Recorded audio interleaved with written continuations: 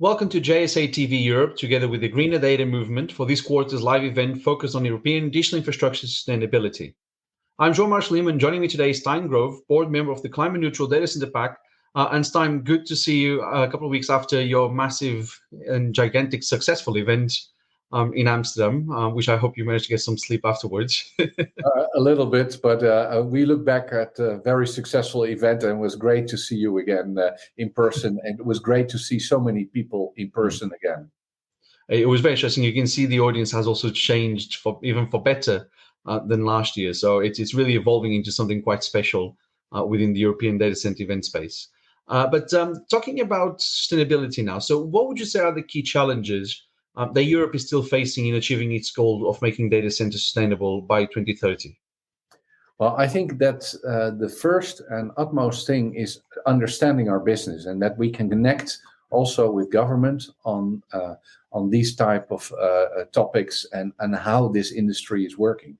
I think that as an industry, we're always have been focusing on sustainability, and if you look at the results that we got on and how we use green energy, the amount of green energy, the percentage of green energy, we're really at the front. But I think as a new industry, we're still not completely understood in how this industry works. That, for instance, co-location isn't controlling the IT in the data center, and that gives complications with legislation. So we're trying to give the helping hand to legislators and be very close to that, because I think it's vital and to have the basis right.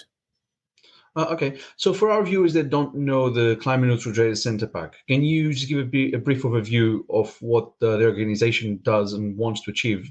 And also, how do you work with data center operators and policymakers and other stakeholders within the data center space? Yeah, the Climate Neutral Data Center Pact is a unique pact because it's made by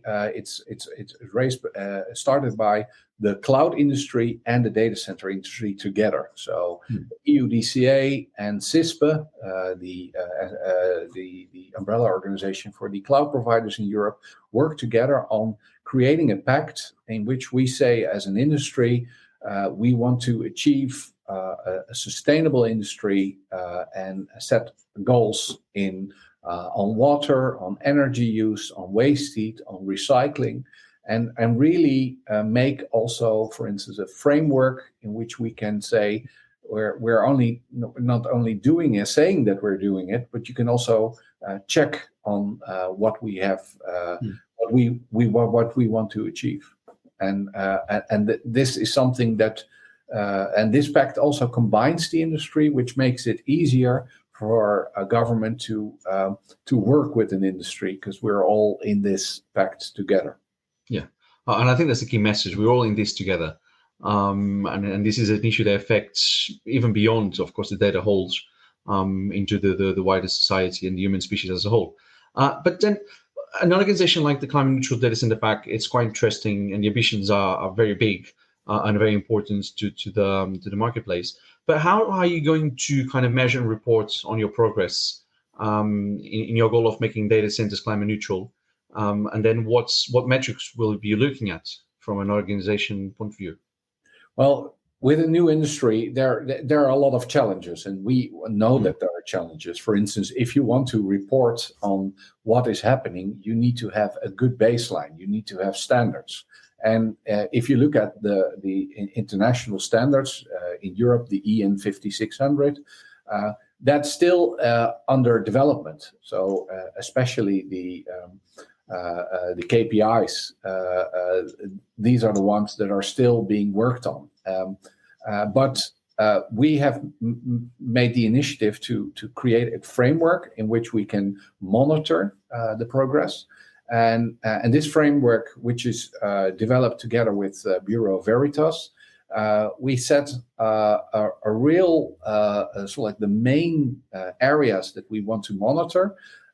We have set specific goals, scientifically based goals that can be monitored via these specific KPIs that we put forward. And by doing so, we made the framework also usable for smaller providers so that they can do self-assessment.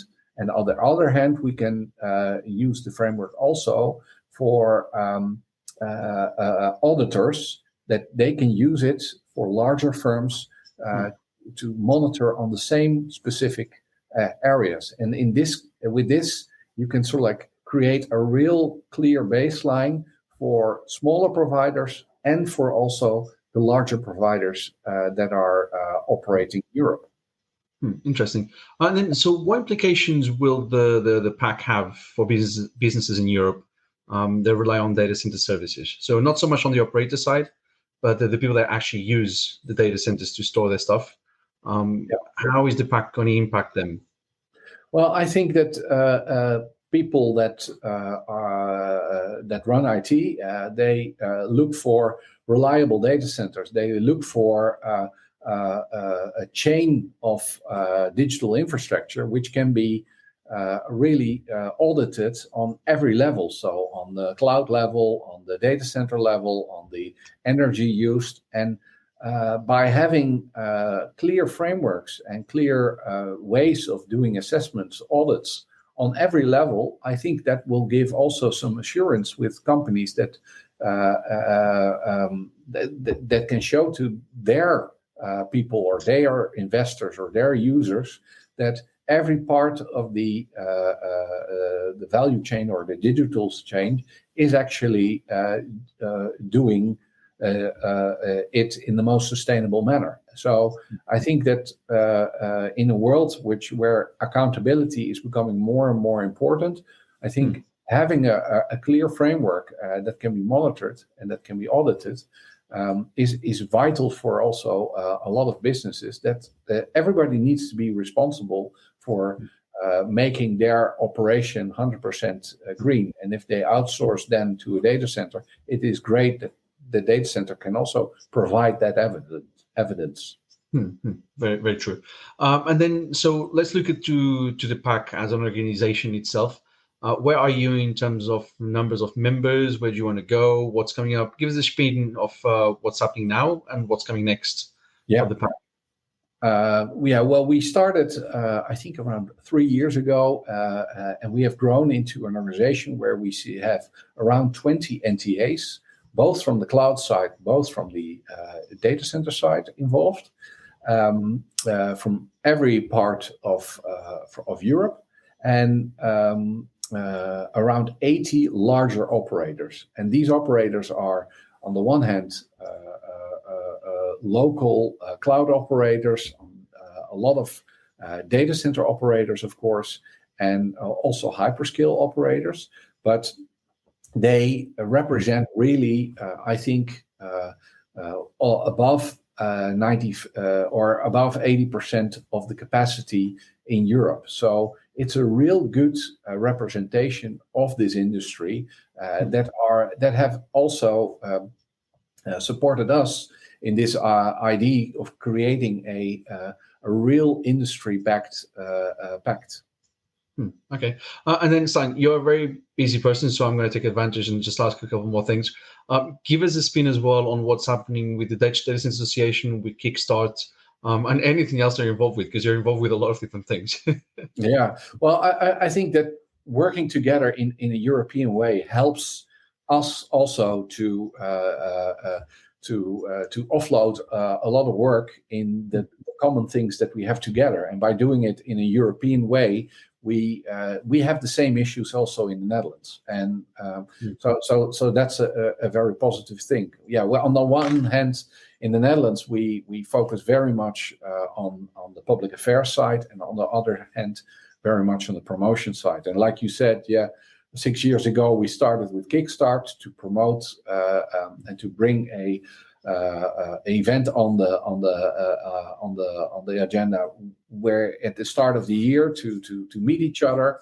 And now, we grew from 250 people now to 1,500. So that's really has been a big success. It's also a big challenge to really raise the standards every year. But I'm very happy how how it went and the reactions that we got. So very happy on that. And that's really, on the one hand, it's of course in Amsterdam, so it's easy for us to attend as Dutch, but it's really a European. It's become a European event where the whole industry is coming together. We had over 20 NTAs in Amsterdam having separate meetings. There were a lot of good events, but also updates from Northern Europe, Southern Europe, West, Eastern Europe. So I'm very happy that is all coming together. And especially since COVID, I think we just today also had an NTA call in Europe, and everybody, or there were some remarks that it was so good to meet each other finally again, and that helps to work together and to move forward. Yeah, and if you look at like the real issues in the Netherlands, of course we see growth as the rest of Europe, but we're also seeing a challenging environment. So the energy market, the grid, there are challenges.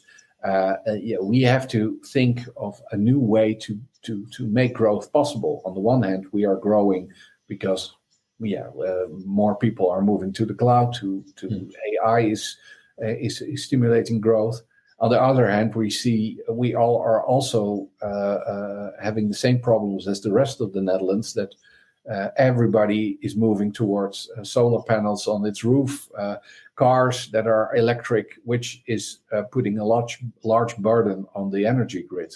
So we need to find new ways to work together with the grid companies to expand the grid, to also make long-term plans on how to grow the industry.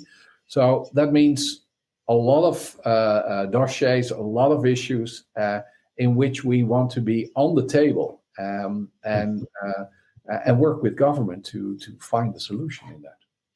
Interesting. So just going back on the Pact now. So if people want to learn more about the Pact and maybe join, how can they do so? How can they get in touch? How can they learn more about the climate neutral data center Pact? Well, we have a good website where there's a lot of information called climate neutral data center .net, and data center spelled in the English way, RE. And on that website, you can find information about the Pact, on how to join, who has joined, on the working groups, on the resources. So there's a lot of information there. You can also follow us on the news. There's a timeline of what we have achieved since 2021 and where we are going to. So we have just renewed the website. It's a very clear website. So there you can also see in summary what's actually what we're trying to achieve. So that is something I would recommend everybody to go to first. And otherwise, if people have questions, contact us and contact me, and we're happy to help and provide more info. Because if you haven't joined as an operator or as a cloud provider, I think it's very good if you are part of it and you're backing it, and so that we can make steps together. The seal of approval. Stijn, as always, has been a pleasure speaking to you. It's been a pleasure to see you a month ago as well, less than a month ago, in Amsterdam. So, and I can't wait to see what's coming up in the next few months. And then, of course, Amsterdam 2024, which I'm sure is going to be bigger and better and bolder as well in terms of conversations. So thanks so much for coming on board. As for your home, thank you for tuning into JSA TV Live. Don't forget to check our social channels for more content. And until next time, happy networking. Thank you very much. Bye-bye.